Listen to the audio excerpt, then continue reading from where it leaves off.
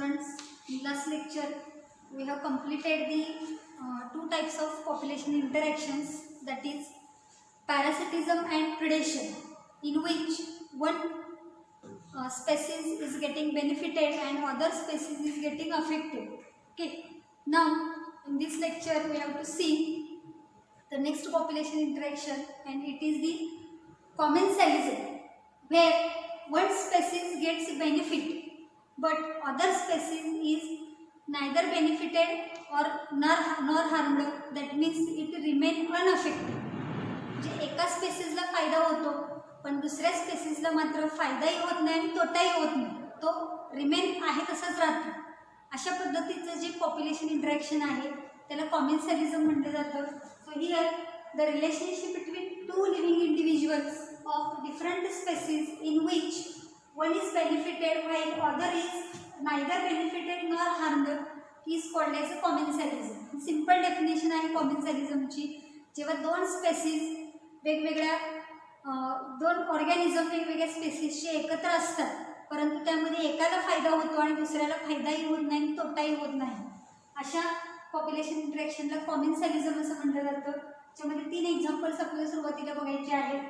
Epiphytic roots of orchid, cattle egrets, and sea anemone and clownfish. So, as you have seen, the epiphytic roots of orchid, the epiphytic plant is present on another plant, but it is only for the shelter.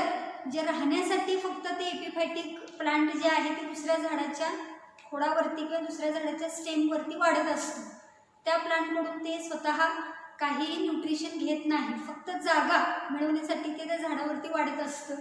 So here an orchid growing as an epiphyte on a branch of a mango tree will get benefit while the mango tree has no benefit. इथे तुम्ही बघू शकताय हे mango प्लांटचे stem आहे आणि ह्या mango प्लांटच्या स्टेमवरती हे एपिफायटिक प्लांट वाढलेलं आहे.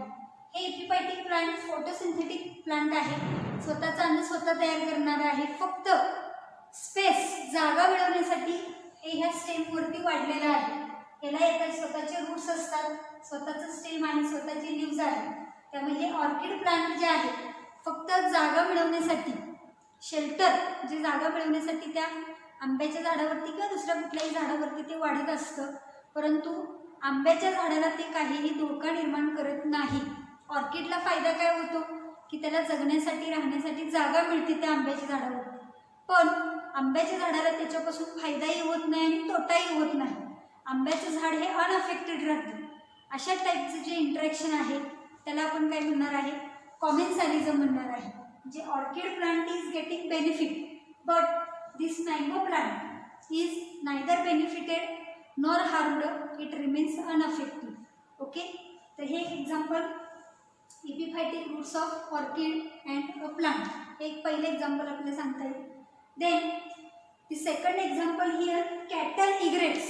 कॅटल इग्रेट्स म्हणजे काय बघा, तर हे असे पक्षी आहेत की जे जनावरं ज्या वेळेला चारा खायला जंगलामध्ये म्हणा किंवा शेतामध्ये गेलेले असतात, एखाद्या माळराणीवरती जे गवत वाढलेलं असतं त्या गवतावरती चरण्यासाठी ज्या वेळेला गाई म्हशी वगैरे जातात त्यावेळेला त्या गाई म्हशींच्या शेजारी किंवा त्यांच्या अंगावरती काही असे पक्षी आपल्याला बघायला मिळतात. बगळा आपण बघतो त्या टाईपमध्ये. तर हे जे पक्षी आहेत याला कॅटल इग्रेट्स म्हणलेलं आहे. का तर जिथं कॅटल असतात त्या ठिकाणी ते पक्षी आपल्याला बघायला मिळतात. ज्या ठिकाणी ही जनावरं चरत असतात, गाई म्हशी शेळी मेंढी काय असेल ते, तर त्याच्या अवतीभोवती आपल्याला हे पक्षी असे बघायला मिळतात. अशा पक्ष्यांना काय म्हणणार आहे आपण, कॅटल इग्रेट्स म्हणणार आहे. Okay, so this cattle egrets always find close to cattle. नेहमी त्या कॅटलच्या अवतीभोवती असतात. कशासाठी, as cattle move they flush out insects that are eaten by the egrets. म्हणजे ज्या वेळेला गाई म्हशी चरत असतात त्यावेळेला त्यांच्या हालचालीमुळं त्या गवतांवरती त्या जमिनीवरती बसलेले जे कीटक असतात ते कीटक वर उडून येतात आणि ते कीटक वर उडून आले की त्या कीटकांना खाण्याचं काम कोण करतं, हे पक्षी करतात, कॅटल इग्रेट्स करत असतात. त्यामुळे इथं कॅटल इग्रेटला काय होतं, फायदा होतो, पण कॅटलला मात्र फायदाही होत नाही आणि तोटाही होत नाही. त्या गाई म्हशींना त्याचा काही तोटा पण होत नाही आणि फायदा पण होत नाही, परंतु त्या गाई म्हशी त्या माळराणी चालत असताना, त्या गवतावरनं चालत असताना गवतावरचे जे किडे आहेत ते किडे काय होतात, उडून वर येतात आणि ते उडून वर आले की ॲटोमॅटिकली ह्या कॅटल इग्रेट्सना ते खायला मिळतं. त्यामुळे फायदा कोणाला होतो, कॅटल इग्रेटला होतो. परंतु कॅटलला म्हणजे गाई म्हशींना फायदाही होत नाही आणि तोटाही होत नाही. अशा पद्धतीचं हे एक्झाम्पल आहे. त्याला कॅटल इग्रेट्स म्हणलेलं आहे. कॅटल इग्रेट्सला इथं फायदा होतो पण कॅटलला मात्र फायदाही होत नाही आणि तोटाही होत नाही. Okay, so this is the second example of the commensalism. Now the next example here, sea anemone and clownfish. The interaction between sea anemone that has a stinging tentacles and the clownfish that lies among them. इथं काय होतं बघा की हे C ॲनिमोन आहे. हे C ॲनिमोनच्या अवतीभोवती क्लोनफिश असतं आणि ह्याला टेंटॅकल्स आहेत. हे जे दिसत आहेत वरती हे सगळे टेंटॅकल्स आहेत. सी ॲनिमोनच्या टेंटॅकल्सच्या मध्ये जी जागा असेल त्या ठिकाणी क्लोनफिश काय होतात, जातात. त्यामुळं त्यांना प्रोटेक्शन मिळतं, संरक्षण मिळतं क्लोनफिशला.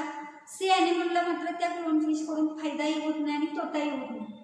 पण त्या क्लोनफिशला मात्र काय होतं, एक प्रोटेक्टेड एन्व्हायरमेंट मिळतं. त्या सी ॲनिमलच्या टेंटॅकल्सच्या आधीमध्ये जिथं जागा असेल तिथे तुम्ही बघू शकता, आधीमध्ये जागा आहे तिथं ती मासे काय असतात, बसलेले आपल्याला बघायला मिळतात. त्यामुळं त्याच्या प्रेडेटरकडून त्या क्लोनफिशला काय मिळतं, प्रोटेक्शन मिळतं. पण सी ॲनिमलला मात्र फायदाही होत नाही आणि तोटाही होत नाही. अशा पद्धतीचं जे काही जे इंट्रॅक्शन आहे त्या इंट्रॅक्शनला आपण काय म्हणणार आहे, कॉमेन्सॅलिझम म्हणणार आहे. सी ॲनिमल आणि क्लोनफिश, हे क्लोनफिश आपल्याला बघायला मिळतात. Okay, so these are the 3 examples of this commensalism. Now from the NCERT book, another example from the commensalism that we have to see here, it is of the sea anemone and hermit crab. Sea ॲनिमोनचं example आहे. पण sea anemone हा कशावरती वाढतो, इथं hermit crab खेकड्याच्या बॉडीवरती sea anemone वाढत असतो. आणि त्यांच्यामध्ये आपल्याला इथं बघायला मिळतं की क्रॅबला इथं फायदा पण होत नाही आणि तोटा पण होत नाही. पण सी ॲनिमोनला मात्र काय होतो, फायदा होतो. कशा पद्धतीने फायदा होतो बघा इथं, the hermit crab lives inside the shell of gastropod that is a snake and sea anemone Adamsia palliata is attached to the snail's shell. जिथं काय होतं की हा हर्मिट क्रॅब आहे आणि हा हर्मिट क्रॅबच्या शेलवरती, त्याच्यावरच्या कवचवरती हा सी ॲनिमोन वाढलेला आहे. इथं सुद्धा तुम्ही बघू शकताय, खालचा जो आहे तो क्रॅब आहे, त्या क्रॅबच्या वरचं जे शेल आहे त्याच्यावरती हा सी ॲनिमोन वाढलेला आहे. The sea anemone is carried from place to place by the moving crab and gets more opportunities for food. जे सी ॲनिमोन हा सिडेंटरी आहे, चिकटून वाढणारा आहे. त्यामुळे सी ॲनिमोनला स्वतः हालचाल करता येत नाही. परंतु तो ज्या वेळेला खेकड्याच्या बॉडीवरती वाढतो, तर खेकड्याच्या बॉडीवरती वाढलेला पिंक कलरचा सी ॲनिमोन आहे, हा खेकडा आहे. खेकड्याच्या बॉडीवरती वाढल्यामुळे खेकडा जसा एका जागेवरून दुसऱ्या जागेवरती जाईल तसं सी ॲनिमोन ॲटोमॅटिकली काय होणार आहे, एका जागेवरून दुसऱ्या ठिकाणी वाहून नेलं जाणार आहे. त्यामुळे वेगवेगळ्या ठिकाणी गेल्यानंतर त्याला फूड ऑपॉर्च्युनिटीज भरपूर मिळणार आहे. अन्न खायला जास्तीत जास्त संधी ह्या सी ॲनिमोनला मिळणार आहे आणि क्रॅबला मात्र तिथं फायदाही होणार नाही आणि तोटाही होणार नाही. अशा पद्धतीचं हे कॉमेन्सॅलिझमचं एक्झाम्पल आपल्याला लक्षात ठेवायचं आहे. Sea anemone and hermit crab, it is an example of commensalism type of interaction. Okay, so here the all different 5 types of interactions we have completed along with the different examples: mutualism, then competition, predation, parasitism and commensalism. त्यापैकी म्युच्युअलिझम हे positive type of interaction होतं, competition हे negative type of interaction होतं, predation आणि पॅरासिटिझममध्ये एक positive आणि एक negative होता आणि लास्ट आपण कॉमेन्सॅलिझम बघितलं, याच्यामध्ये एकाला फायदा होतो आणि दुसरा अनअफेक्टेड राहतो. ओके, तर हे 5 डिफरंट टाईप्स ऑफ इंटरॅक्शन बघितल्यानंतर काही MCQs जे आत्तापर्यंत याच्यावरती पडलेले आहेत ते आपण डिस्कस करणार आहे. So here the first MCQ from this point which was asked in 2016 first phase. Gauss principle of competitive exclusion states that Gauss principle of competitive exclusion states that जे गॉसचा जो प्रिन्सिपल आहे कॉम्पिटिटिव्ह एक्सक्लुजन, त्याच्यामध्ये काय म्हणणं मांडलेलं आहे 4 sentences दिलेले आहेत. फर्स्ट सेंटेन्स बघा, competition for the same resources excludes species having different food preferences.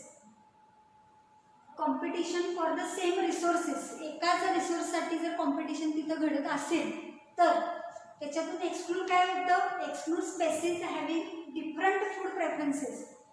त्यातून एक्सक्लूड कोण केला जातो, ज्या स्पेसीजनं वेगळं फूड हॅबिट किंवा वेगळं फूड प्रेफरन्स काय केलेला आहे, सिलेक्ट केलेला आहे, तो एक्सक्लूड केला जातो असं या वाक्याचं म्हणणं आहे. Second, no two species can occupy the same niche indefinitely for the same limiting resources. याचं काय म्हणणं आहे या वाक्याचं, एकाच वेळेला एकाच निशमध्ये 2 स्पेसीज एकत्रित राहू शकत नाहीत ज्या वेळेला तिथं रिसोर्सेस जे लिमिटिंग असते, म्हणजे जे काही रिसोर्स लागणार आहे, जे काही फूड असेल, शेल्टर असेल किंवा आणखीन काही त्यांच्या गरजा असतील, त्या जर लिमिटिंग असतील तर एकाच निशमध्ये 2 ऑर्गॅनिझम राहू शकत नाहीत असं या वाक्याचा अर्थ आहे. Third, larger organisms exclude smaller ones through competition. कॉम्पिटिशनमध्ये लार्जर ऑर्गॅनिझम काय होतात, सिलेक्ट केले जातात आणि स्मॉलर वन जे आहे ते एक्सक्लूड केले जातात. आणि नेक्स्ट आहे, more abundant species will exclude the less abundant species through competition. जास्त संख्या असणाऱ्या ऑर्गॅनिझममुळे कमी संख्या असणाऱ्या ऑर्गॅनिझमला एक्सक्लूड केलं जाईल. असे 4 वेगवेगळ्या अर्थाचे सेंटेन्सेस इथे दिलेले आहेत. पण गॉसचं आपण कॉम्पिटिटिव्ह एक्सक्लुजन प्रिन्सिपल बघितलेलं आहे. त्याच्यामध्ये त्यानं काय सांगितलेलं होतं या 4पैकी, त्याचं स्टेटमेंट जे होतं त्याला अनुसरून जर आपण बघितलं तर यातलं जो बी ऑप्शन आहे तो करेक्ट सेंटेन्स आपल्याला इथे सांगता येईल की लिमिटिंग रिसोर्सेस असताना एकाच निशमध्ये 2 वेगवेगळे ऑर्गॅनिझम जिवंत राहू शकत नाहीत किंवा त्यांचं अस्तित्व टिकवू शकत नाही. आणि ते या वाक्यामध्ये आपल्याला बघायला मिळतं. बाकीच्या सेंटेन्सेसमधून गॉसचं प्रिन्सिपल दिसत नाही, त्यामुळे ही उत्तरं येणार नाही. उत्तर कुठलं येणार आहे, बी ऑप्शन येणार आहे. No two species can occupy the same niche indefinitely for the same limiting sources. Okay, त्यामुळे गॉसचं जे काही प्रिन्सिपल आहे ते समजून घ्यायचं व्यवस्थित. आणि पार्टिशन, रिसोर्स पार्टिशनिंग एक आपण पॉईंट बघितलेला होता, त्याच्या रिलेटेड आपल्याला हे बाकीचे पॉईंट सांगता येतील. Okay, so this is the first question. Now, next question here, the principle of competitive exclusion was stated by. Competitive exclusion चे प्रिन्सिपल कोणी स्टेट केलेलं आहे, कोणी मांडलेलं आहे, C Darwin, G F. Gause, MacArthur आणि वर्लस्टाईन पर्ल. तर आत्ताच आपण बघितलेलं आहे हे कॉम्पिटेटिव्ह एक्सक्लुजन प्रिन्सिपल कोणी मांडलेलं आहे, तर गॉसनं मांडलेलं आहे. त्यामुळे उत्तर काय येईल इथं, जी.एफ. गॉस. चार्ल्स डार्विनचा एक सिद्धांत आहे, तो आपण पुढच्या काही टॉपिकमध्ये बघणार आहे, ओरिजिन अँड इव्होल्युशन ऑफ लाईफमध्ये. आणि वर्लस्टाईन पर्लचं लॉजिस्टिक ग्रोथ मॉडेल आहे, त्यामुळे ते तिथं उत्तर आपल्याला सांगता येईल. Okay, now next question here, animals have the innate ability to escape from predation. Examples for the same is given below, select the incorrect example. म्हणजे काय सांगितलेलं आहे बघा इथं, animals have innate ability to escape from predation. एखादा भक्षक जर खायला आला किंवा एखाद्या भक्षकाला जर भक्ष्य पकडायचं असेल तर त्यावेळेला भक्षक आल्यानंतर प्रत्येक भक्षक काय करतो, स्वतःला वाचवण्यासाठी काहीतरी वेगळ्या वेगळ्या मेकॅनिझम त्यांच्या बॉडीमध्ये तयार होतात, त्यांच्यामध्ये ती ॲबिलिटी असते की ते त्या तिथून एस्केप होऊ शकतात, निघून जाऊ शकतात. असेच काही एक्झाम्पल इथं दिलेले आहेत. त्यापैकी इनकरेक्ट स्टेटमेंट जे आहे ते ओळखायचं आहे. Enlargement of body size by swallowing air in puffer fish. Puffer फिशमध्ये काय केलं जातं, बॉडीची साईज वाढवली जाते हवा आतमध्ये घेऊन. मेलॅनिझम इन मॉथ्स, मॉथ्समध्ये मेलॅनिझम नावाचा एक कन्सेप्ट आहे, रंग बदलला जातो, त्याला मेलॅनिझम असं म्हणलेलं आहे. थर्ड आहे पॉयझन फाइंड्स इन स्नेक्स. साप जो आहे तो विष टाकतो किंवा फुटकारतो. आणि कलर चेंज इन शॅमेलियन. शॅमेलियन सरडा, रंग बदलणारा सरडा आहे, तो रंग बदलतो. मग शत्रू आल्यानंतर स्वतःच्या शरीरामध्ये शत्रूपासून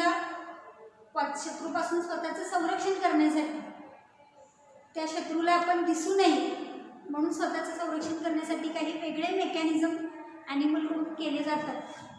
हे 4 एक्झाम्पल इथे दिलेले आहेत. त्यापैकी कुठलं रॉंग किंवा इनकरेक्ट एक्झाम्पल आहे ते ओळखायचं आहे 4 पैकी. कोणतं येईल बघा इथं.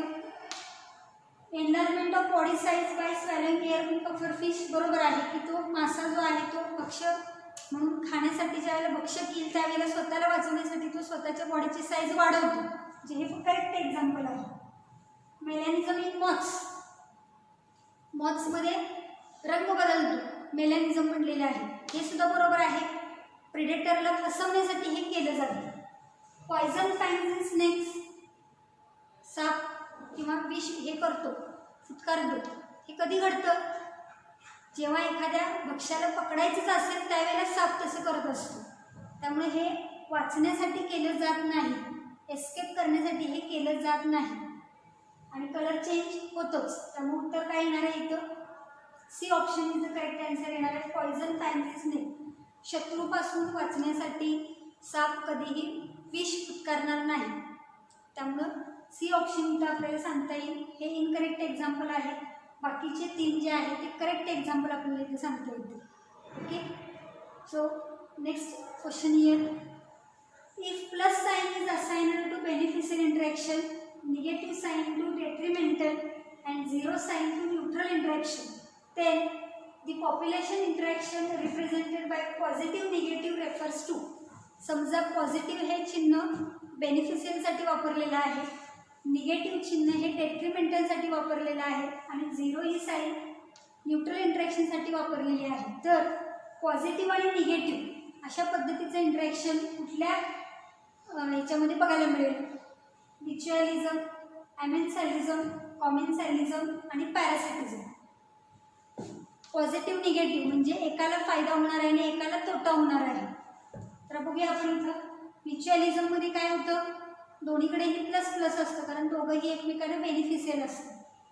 ॲमेन्सॅलिझममध्ये एकाला तोटा होतो आणि दुसरा मात्र रिमेन्स अनअफेक्टेड आहे, निगेटिव्ह 0 अशा पद्धतीचं आपल्याला इथं बघायला मिळतं. कॉमेन्सॅलिझममध्ये एकाला फायदा होतो दुसरा अनअफेक्टेड राहतो म्हणजे पॉझिटिव्ह आणि 0 आहे. आणि पॅरासिटिझममध्ये मात्र एकाला फायदा होतो आणि एकाला तोटा होतो. त्यामुळे इथे इंटरॅक्शन कुठलं येणार आहे, एक पॉझिटिव्ह आणि एक निगेटिव्ह. त्यामुळे उत्तर काय बघायला मिळेल आपल्याला, पॅरासिटिझम. ओके, तर या पद्धतीने जे सायन्स दिलेले आहेत त्याच्यानुसार सुद्धा एक्झामला क्वेश्चन विचारला जातो. Next, mycorrhizae are the example of. Mycorrhizae हे एक्झाम्पल कशाचं आहे, फंगिस्टॅसिस, ॲमेन्सॅलिझम, अँटीबायोसिस, म्युच्युअलिझम. यापैकी आपण कशामध्ये एक्झाम्पल बघितलेलं आहे, mycorrhizae fungal association with the plant. म्युच्युअलिझममध्ये हे एक्झाम्पल आपल्याला सांगता येईल. त्याच्यामध्ये फंगल जो एलिमेंट आहे तो फंगल एलिमेंट प्लांटला काय करतो, सॉल्ट आणि मिनरल देतो आणि त्याच्या बदल्यात प्लांटकडून तो न्यूट्रिशन घेतो. त्यामुळे म्युच्युअलिझम टाईप ऑफ इंटरॅक्शन आपल्याला कुठे बघायला मिळेल, मायकोरायझिंगमध्ये बघायला मिळेल. Okay, now next question. In which of the following interactions both partners are adversely affected? कोणत्या इंटरॅक्शनमध्ये दोन्हीही पार्टनरला ॲडव्हर्स इफेक्ट आपल्याला बघायला मिळेल. Competition, predation, parasitism, mutualism. बघा, कॉम्पिटिशनमध्ये काय होणार आहे, निगेटिव्ह टाईप ऑफ इंटरॅक्शन आहे. जेवढं जास्त टफ कॉम्पिटिशन असेल तेवढा दोन्ही स्पेसिसला धोका जास्त असणार आहे. त्यामुळे उत्तर काय येणार आहे, both partners are getting adversely affected competition. प्रिडेशनमध्ये मात्र एकाला फायदा एकाला तोटा आहे. पॅरासिटिझममध्ये पण तसंच आहे आणि म्युच्युअलिझममध्ये दोघांना एकमेकांचा फायदा होतो. त्यामुळे इथं उत्तर काय येणार आहे, कॉम्पिटिशन येणार आहे. Both the species are getting adversely affected म्हणलेलं आहे. Okay, next question. A sedentary sea anemone gets attached to the shell lining the hermit crab. The association is. Sea anemone आणि हर्मिट क्रॅबमधलं असोसिएशन इथं दिलेलं आहे की कोणत्या टाईपचं आहे ते ओळखायचं आहे.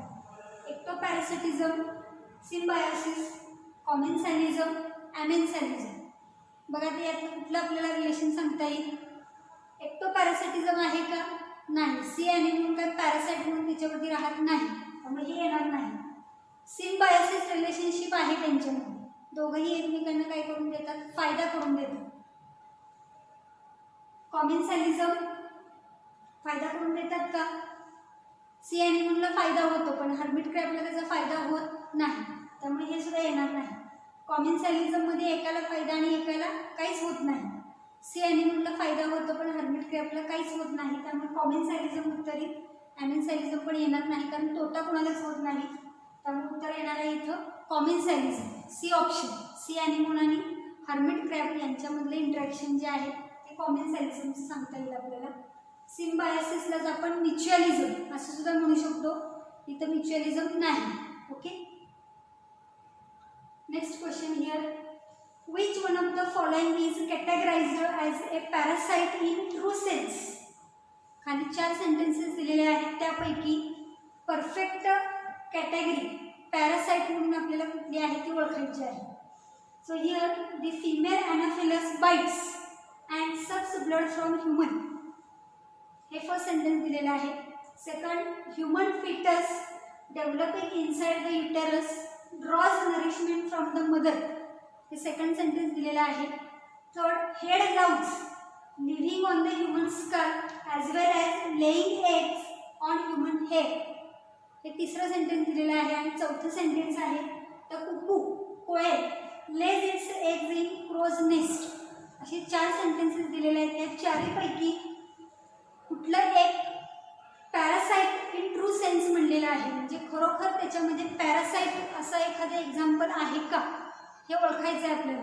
तर बघा, पहिलं जर बघितलं तर फिमेल ॲनाफिलस बाइट्स, डास माणसाला चावतो आणि रक्त पितो, परंतु डास हा काही पॅरासाइट म्हणून जगत नाही, त्यामुळे पहिले येणार नाही. सेकंड दिलेलं आहे, आईच्या पोटामध्ये वाढणारं बाळ आईकडून नरिशमेंट घेते, तिथे काय बाळ पॅरासाइट म्हणून जगत असतं का? नाही, त्यामुळे हे सुद्धा येणार नाही. थर्डमध्ये हेड ग्लाउज. हेड ग्लाउज म्हणजे डोक्यामध्ये होणाऱ्या उवा. ह्युमन बॉडीमध्ये ह्युमन स्कल्पवरती डोक्याच्या स्किनवरती हे हेड ग्लाउज राहत असतात आणि त्याच केसामध्ये ते अंडी पण घालतात आणि ब्लड पण सक करत असतात. असं एक एक्झाम्पल आहे. आणि तिसरं दिलेलं आहे, कोकिळा कावळ्याच्या घरामध्ये अंडी घालते. जरी अंडी घातली तरी ती पॅरासाइट म्हणून प्रत्यक्ष कावळ्यावरती अवलंबून असते का? नाही, त्यामुळे हेही येणार नाही. त्यामुळे करेक्ट आन्सर काय होईल तर C option is the correct answer. Head louse living on the human skull as well as laying eggs on human head. हे आपल्याला इथं उत्तर सांगता येईल की ज्याच्यामध्ये ॲक्च्युली हेड ग्लाउज हे एक्टोपॅरासाइट म्हणून ह्युमन बॉडीवरती राहत असलेलं आपल्याला बघायला मिळतं. बाकीच्या ठिकाणी आपल्याला पॅरासाइट असं रिलेशनशिप बघायला मिळत नाही. त्यामुळे C option is the correct answer आपल्याला इथे सांगता येईल. Okay. Next question here. Mycorrhiza is an example of endoparasitism, decomposers, symbiotic relationship आणि एक्टोपॅरासिटिझम. बघा, इथं मायकोरायझा हे एक्झाम्पल कशामधलं येईल असं विचारलेलं आहे. तर एंडोपॅरासिटिझम ॲक्च्युली मायकोरायझा हा पॅरासाइट नाही, त्यामुळे हाही ऑप्शन येणार नाही आणि हाही ऑप्शन येणार नाही. त्याच पद्धतीने तो डिकम्पोजिशन घडवून आणत नाही, त्यामुळे हे उत्तर येणार नाही. आणि आपल्याला माहिती आहे की मायकोरायझामध्ये म्युच्युअलिझम टाईप ऑफ इंटरॅक्शन बघायला मिळतं. त्या म्युच्युअलिझमलाच आपण सिम्बायोटिक रिलेशनशिप असं सुद्धा दुसरं नाव दिलेलं आहे. त्यामुळे उत्तर काय येईल इथं तर थर्ड ऑप्शन आपल्याला बघायला मिळेल, symbiotic relationship. Okay. Now the last question here. Which type of association is found in between entomophilous flower and pollinating agent? Entomophilous flower म्हणजे इन्सेक्ट पॉलिनेटेड प्लांट आणि पॉलिनेटिंग एजंट म्हणजे इन्सेक्ट. त्या प्लांटमध्ये आणि इन्सेक्टमध्ये कोणत्या टाईपचं इंटरॅक्शन असेल? म्युच्युअलिझम, कॉमेन्सॅलिझम, कोऑपरेशन और कोइव्होल्युशन. बघा कोणत्या टाईपचं असेल? पॉलिनेटिंग एजंट आणि एंटोमोफिलस फ्लावर यांच्या दोघांच्यामध्ये कोणत्या टाईपचं इंटरॅक्शन असेल? तर जसं आपण सुरुवातीलाच बघितलेलं आहे, म्युच्युअलिझम टाईप ऑफ इंटरॅक्शन आपल्याला बघायला मिळेल. फ्लावरला पॉलिनेशनसाठी त्या इन्सेक्टची मदत होईल आणि इन्सेक्टला नेक्टर ज्यूस जो आहे, जो ज्यूस शुगरी ज्यूस जो आहे फुलांमधला तो त्या इन्सेक्टला मिळाला जातो आणि त्याच्या बदल्यात इन्सेक्टकडून त्या प्लांटला पॉलिनेशन घडवून आणलं जातं. दोघंही एकमेकांना काय करून देतात? फायदा करून देतात. त्यामुळे म्युच्युअलिझम टाईप ऑफ इंटरॅक्शन आपल्याला तिथं बघायला मिळतं. Okay. So here the topic organisms and populations we have completed. I hope you understand the all different concepts related to these organisms and population. Okay, so we will stop here, and from the next lecture we are starting. We have to start the next topic, that is from the inheritance. जे power madam lecture घेत आहेत inheritance, त्यातलाच पुढचा जो भाग आहे chromosomal basis of inheritance, तो आपण नेक्स्ट लेक्चरपासून स्टार्ट करणार आहे. Okay, thank you.